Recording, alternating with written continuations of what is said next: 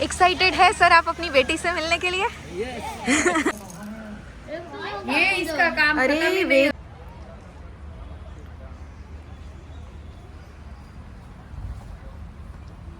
Hello everyone, जय श्री कृष्णा। सो आज रात की मेरी ट्रेन है, हिमांशी के रिसेप्शन में जा रहे हैं हम लोग। और मैं ये जो रिसेप्शन में ब्लाउज पहनना है उसका वर्क करना स्टार्ट किया है आज। देखते हैं होता है या नहीं, हो जाएगा ये मैं श्योर हूँ।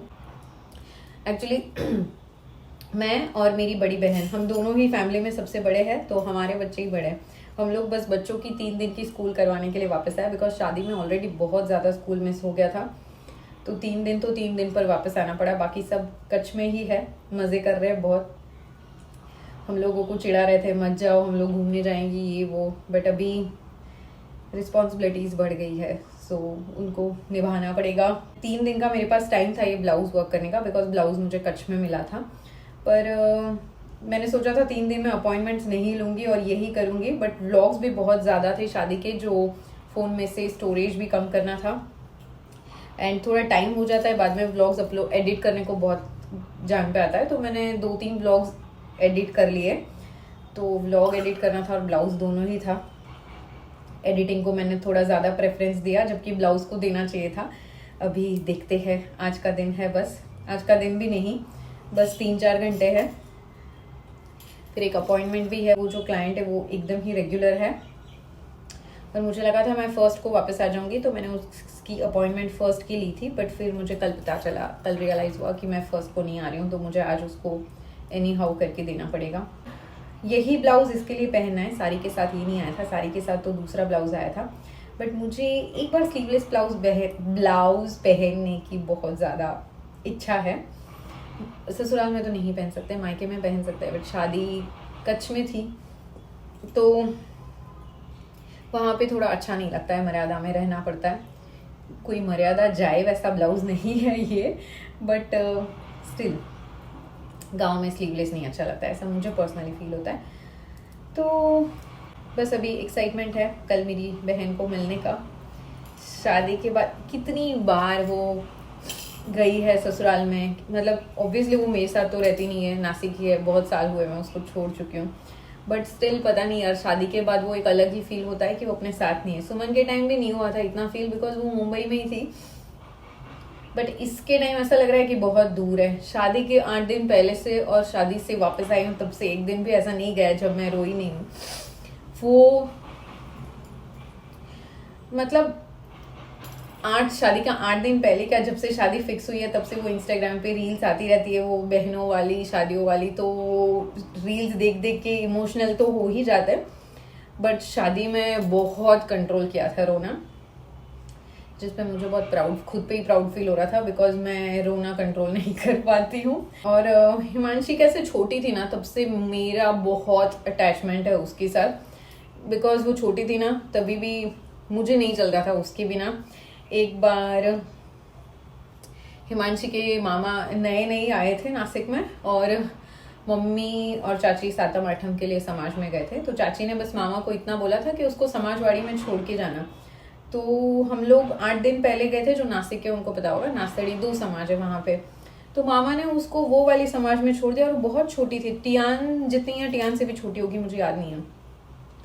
मामा उसको वहाँ पे छोड़ के चले गए। एंड वहाँ से मुझे मतलब घर पे कॉल आया कि ईश्वर भाई की बेटी यहाँ पे है और वो रो रही है। और मैंने उसकी ना ऐसे पीछे रोने वाली आवाज़ सुनी। मैंने ऐसे ही मतलब फ़ोन रखा और मैंने पापा और अंकल को बहुत कॉल्स किए, तभी वो लैंडलाइन था घर पे, तो उन्होंने फ़ोन नहीं उठाए। फिर मैं छोटी थी ना, तो इतनी अक्ल भी नहीं थी, और गुस्सा आया था बहुत कि मेरी बहन को उधर ऐसे, वो अकेली है, रो रही है, वो उसको कुछ हो जाएगा तो वैसे वैसे। तो फिर मेरे घर से मेरा जो समाज है होगा 1-2 किलोमीटर दूर, मुझे याद नहीं है। मैं नॉन स्टॉप में भागते भागते गई थी वहाँ पे। मम्मी और चाची को सबके सामने जाके मैं चिल्ला रही थी कि तुमको समझ में नहीं आ रहा है, तुम लोग ने उसको छोड़ दिया है उधर अकेले, ऐसे वैसे, वो रो रही है। तो मैंने मेरा पूरा गुस्सा निकाला, बहुत रोई। उसके बाद मुझे कुछ भी याद नहीं है, बिकॉज मैं भी इतनी कुछ बड़ी नहीं थी। तो बाद में वो कैसे लाए, उसको कौन गया था लाने, कुछ याद नहीं है। वो तो घर पे भी, पापा का घर ऊपर है, अंकल का नीचे है, तो हम लोग ऐसे ऊपर नीचे रहते हैं। तो वो जब भी छोटी थी वो नीचे रोती थी, उसका जैसे रोने का आवाज़ आता था ना, मैं खड़े पैर भागती थी ऊपर से नीचे कि क्या हो गया उसको ऐसे। तो एक दो बार चाची की डांट भी खाई है, दरवाजे से वापस भी आई हूँ कि कुछ नहीं हुआ है करके, क्योंकि कुछ करती हो और चाची ने डांटा हो ऐसे। पर मैं बहुत जोर से भागती थी, जब भी उसकी बस रोने की आवाज़ भी आ जाती थी। तो उसको ना, मतलब मैं तभी तो मैं छोटी नहीं थी, ऑब्वियसली मेरा कॉलेज हो गया था। उसको ऑलवेज स्कूल से पिक करने के लिए जाती थी मैं कार लेके। तो उसका जब भी पिक करने का टाइम होता था ना, चाची मुझे एक बार रोज रिमाइंडर दिलाती थी कि भूमि उसको पिक करके आ करके। तो एक दिन मैंने हाँ बोला और फिर मैं भूल गई उसको पिक करने जाना। और फिर वो आई घर पे, उसका स्कूल भी दूर है, लाइक 2-3 किलोमीटर तो होगा, और वो भी मेरी जैसे ऐसे चलते चलते आई ऐसे गुस्से में कि कोई मुझे पिक करने नहीं आया ऐसे। और फिर जब मुझे चाची ने बताया कि तू गई नहीं थी, तो मुझे इतना गिल्ट फील हुआ, बाप रे, कि वो बेचारी वहां से यहाँ तक अकेले चलते चलते आई। ऐसे बहुत सारी स्टोरीज है। पर मेरे भाई बहन में मेरी जान बसती, कुछ भी बोलो, उन लोगों को कुछ होता है ना। मेरा जो वो भाई है छोटा आदित्य, उसको राजू बोलते हैं हम लोग प्यार से, वो हॉस्टल में पढ़ता था। मेरी शादी की शॉपिंग करने गए थे हम लोग गोल्ड ज्वेलरी की। तो चाची को फोन आया कि उसको चिकन पॉक्स हो गया है, उसको लेके जाओ स्कूल से। तो भी मेरा रोना स्टार्ट हो गया था। मतलब पता नहीं यार, भाई बहनों को कुछ नहीं होना चाहिए। मतलब अभी सबको ऐसे लग रहा होगा कि इतना तो क्या है, हमारी भी बहनों की शादी हुई है, होता है, बट सबका प्यार करने का तरीका अलग अलग होता है ना। मैं अपने 5 भाई बहन से बहुत ज़्यादा अटैच्ड हूँ। मे भी शायद तुम लोगों को बोर होगा, पर आज मैं बोलने के मूड में हूँ पूरा, बिकॉज आज बहुत दिनों के बाद टाइम मिला और अभी मैं वर्क ही कर रही हूँ, तो क्या ही करूँ। मैं ना शादी के पहले बहुत डांट खाती थी मम्मी और चाची की कि मेरा ना सब काम एंड टाइम पे रहता है। जैसे कि ये ब्लाउज आज मुझे निकलना है और मैं आज ही ब्लाउज लेके बैठी हूँ, मैं पहले से ऐसी हूँ, एकदम एंड टाइम पे रहता है मेरा सब कुछ। तो पर मैंने प्री प्लान करके भी देख लिया सब कुछ पहले से। पहली बार ऐसा हुआ था कि हिमांशी की शादी का हम लोग कब से शॉपिंग कर रहे थे, सब कुछ सारे आउटफिट्स लेके हो गए थे। पर शादी के फंक्शन का एक आउटफिट ऐसा नहीं है जिसमें मेरे लोचे नहीं हुए हो। मांडवा से स्टार्ट करते हैं। उसकी जो मांडवा की साड़ी थी वो मैंने ली थी 2-3 साल पहले, मैं अंजार शॉपिंग के लिए गई थी तब जब भी हिमांशी का शादी पे फिक्स नहीं हुआ था, मतलब एंगेजमेंट पे फिक्स नहीं हुआ था, लड़का फिक्स नहीं हुआ था ऐसे। पर मैंने सोच के रखा था कि हिमांशी के मांडवा में पहनूंगी, बिकॉज वो ट्रेडिशनल था, वो जो जरी क्यारा रहता है वो। तो वो वाइट जरी क्यारा था, जो अगर तुम लोगों को याद होगा तो मेरी भाभी ने मांडवा में वाइट पहना था। और फिर मैंने डांडिया का भी वाइट आउटफिट लिया, मामेरा की भी मेरी साड़ी वाइट थी, तो सब कुछ वाइट हो रहा था। एंड जूली का भी शादी का ब्लू आउटफिट था, उसका भी जो जरी क्या रहा था वो ब्लू था। तो उसने बोला कि चलो दीदी हम लोग एक्सचेंज कर लेते हैं, बिकॉज मेरा भी बहुत ब्लू हो रहा है और आपका भी बहुत वाइट हो रहा है ऐसे। तो वो एकदम एंड टाइम पे, मतलब शादी के 1 महीने पहले एक्सचेंज किया। तो फिर 1 महीने में ब्लाउज स्टिच करना पॉसिबल नहीं था। फिर आते हैं मामेरा पे। तो मामेरा का सब कुछ सॉर्टेड था, एकदम सॉर्टेड था सब कुछ। पर मुझे मामेरा की अगले दिन मुझे याद आया कि मैंने उसके पहनने के लिए कुछ ज्वेलरी नहीं लिया है। तो फिर मैंने सिर्फ इयररिंग्स एक एक्स्ट्रा लिए थे, वो पहन लिए। एंड डांडिया रस का सबसे ज़्यादा इशू हुआ था। डांडिया का जो वाइट मेरा आउटफिट था वो बहुत पहले ही ले लिया था जब भी शॉपिंग के लिए गए थे। पर उसने बोला कि वाइट है तो हम लोग ड्राई क्लीन करके देंगे। तो मैं 1 महीने के बाद पिक करने गई थी और मैं चेक कर रही थी, तो उसने बोला कि मैम चेक मत करो, बराबर ही है, वो ड्राई क्लीन किया हुआ है, तो उसका फोल्ड ये वो हो जाएगा। तो मैंने वहाँ पे नहीं खोला, फिर घर पे आके खोला तो उसमें पूरे ऐसे पीछे ना स्टेन लगे हुए थे। तो मैंने उसको कॉल करके बोल दिया था। फिर मैं जब भी वापस गई ना तो लेके गई थी उनके पास। तो उन्होंने बोला कि ठीक है आप रख के जाओ, हम लोग करके देते हैं ऐसे। मैं उसके पास रख के आई थी सितंबर में।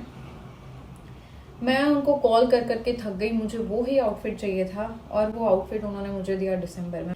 शादी का आउटफिट पहले मुझे बहुत लेने के टाइम बहुत ज़्यादा पसंद था, पर फिर एंड टाइम पे पता नहीं, जब भी मैं गाँव गई तो मैं पहन के श्योर ही नहीं थी कि मुझे ऐसा लग रहा था ये बहुत पता नहीं अच्छा नहीं लग रहा है ऐसे। एक बार निकुंज ने, जो मेरा भाई, उसने बोल दिया कि आउटफिट अच्छा नहीं है, तो फिर मुझे ऐसे लग रहा था कि अरे यार। फिर मैं पहन के एक वीडियो में मैंने रिएक्शन भी डाला है, मैं बहुत कंफ्यूज थी, तो मैं पहन के घूम रही थी तो सब लोग ऐसे झूठ मूठ का वाह वाह कर रहे थे। बट ठीक है, सारे आउटफिट के साथ कुछ ना कुछ इशू चलते ही रहते हैं मेरे। सो एंड टाइम वाला मुझे अभी बेटर लगता है। वो ये रिसेप्शन का रह गया। रिसेप्शन का क्या हुआ, मैं नासिक गई थी तो मैंने वहां पे स्टिच करने दिया ब्लाउज, बिकॉज यहाँ पे मैं घाटकोपर में कराती हूँ और वो बहुत दूर होता है, तो मेरे पास अभी टाइम नहीं था इतना लेने आने जाने का। तो नासिक में ही मैंने स्टिच करवाया। उन्होंने बोला था ये डेट को लेके जाना, तो वो डेट को जूली लेने गई, तो उन्होंने बोला कि शिट हम तो भूल गए वो करने का ब्लाउज। फिर उसने एक दिन में करके दिया और फिर जूली ने वो ब्लाउज मुझे कुरियर किया। मैंने पहना, बहुत गंदा लग रहा था, बहुत गंदा, बच्चों वाला फिटिंग ऐसे, और मुझे तो स्लीवलेस पहनना था। तो पैटर्न दिया हुआ था, अच्छा खासा डिजाइनर है, फिर भी उसने बिगाड़ दिया। तो फिर जूली ने उसको जाके बोला, उन्होंने फिर से ये दूसरा ब्लाउज स्टिच किया। फिर ये ब्लाउज जूली साथ में कच में ही लाई, बिकॉज ऑब्वियसली उन लोगों को भी निकलना था, तो टाइम ही नहीं था इसके लिए। ये सब एंड टाइम पे चल रहा है। हर चीज की मेरे पास स्टोरी रहती है, बिकॉज कांड तो मेरे साथ होते ही रहते हैं। अभी तक तो इतना ही हुआ है। शादी में सब काम इतने फास्ट किए, इतनी जगह पे जले हैं ना कि क्या बताऊं।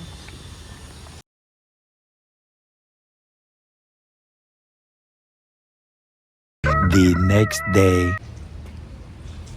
ભૂંગળા બટાકા નથી ખાવા।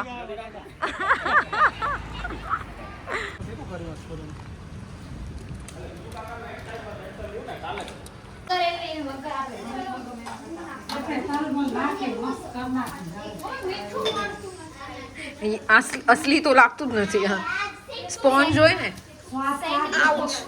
હા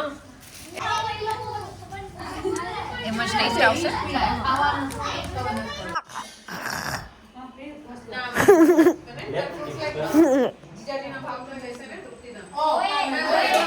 એ ના કર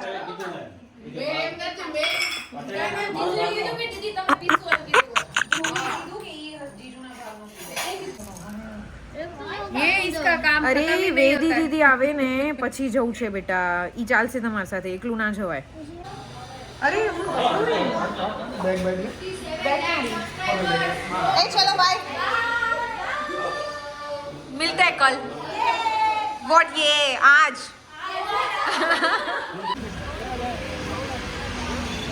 हेलो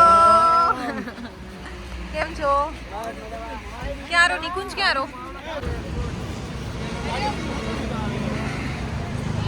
मुझे दिख गया। तियान आपको दिखा क्या? किट्टू ऐसे पृथ्वी नहीं आयो हजी। Hello baby.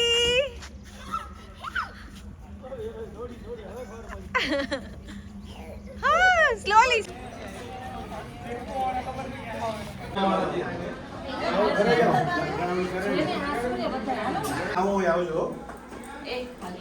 તમે મને કહેતા હતા ભાભી કે ઓય વાળ બારી કાઢતા રાજુ કેવું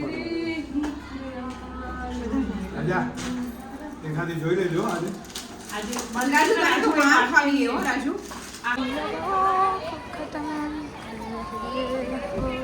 મોહન ભાઈ રેડી? કેટલા નંબર ની? એ સુમન હસ્તી કેટલા નંબર ની ખપેરી? આપણે ભાઈ લો લાગી દે પાડવું ત્રણેનો યા શું કરે માસી શું કરે? ये धोखेबाज शादी में नहीं आई थी। डबल ढोल की લક્ષ્મી નારાયણ વાળી દીદી બોલાવે તને ખાઈ ગઈ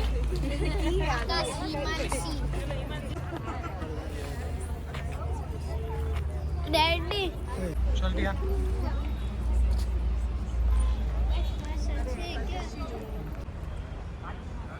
પિયાનો ઉભો રહેજો।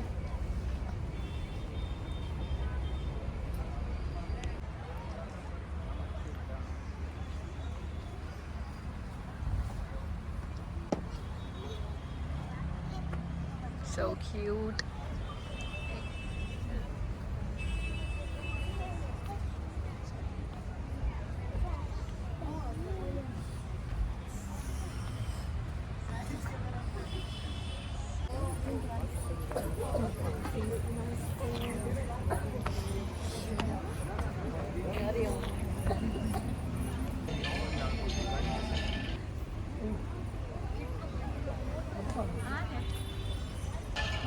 ઓછું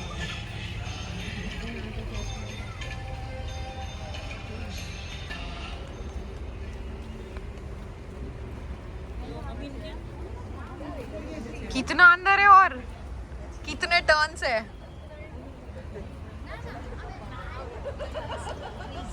यस फाइनली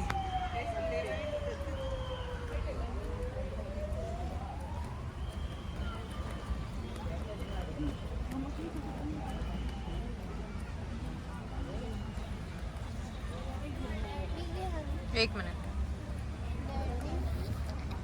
પાછળ હતા બેટા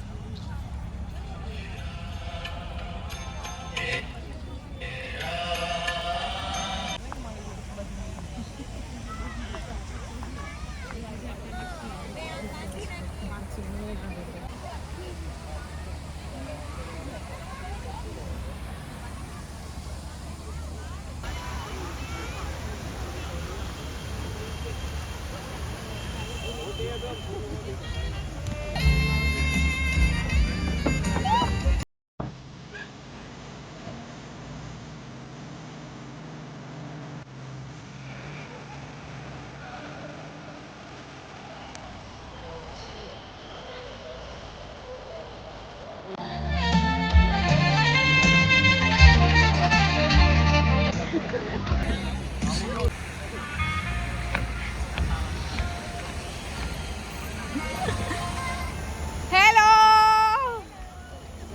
पकड़ पकड़ पकड़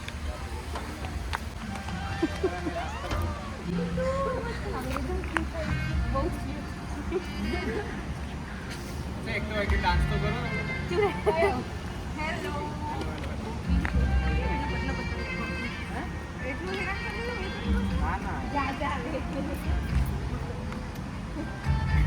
से हाय आकाश हाय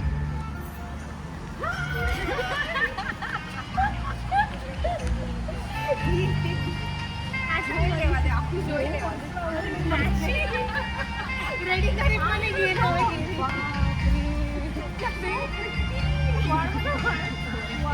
કોને રેડી કરી બહુ મસ્ત નંબર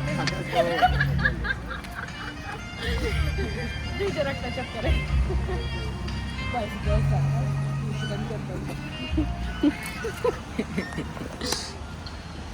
वाव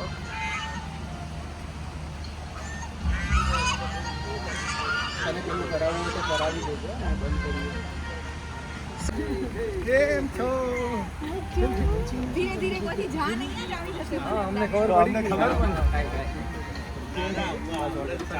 રેટ્રો લુક હા એકદમ રેટ્રો લુક આજે ફોન કરે વાહ બસ ઓન કેટલા વાગે નીકળશે હા રેડી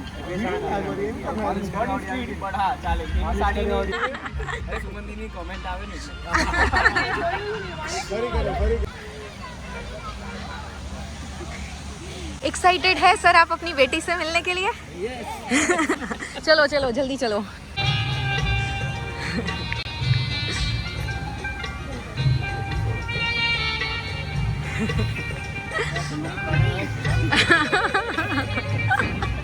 ये इस परी से कम नहीं है आज बस बस बस ये दोनों परी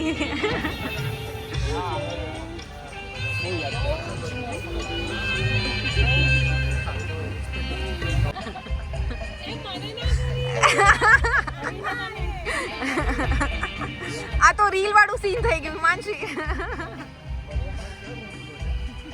નિરલ ભૂમિ દીદી આમાં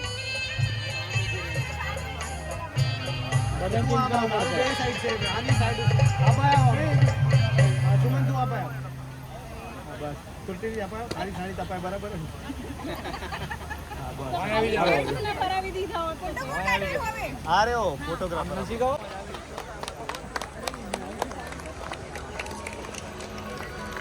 જોરદાર તાલીઓ થવી જોઈએ.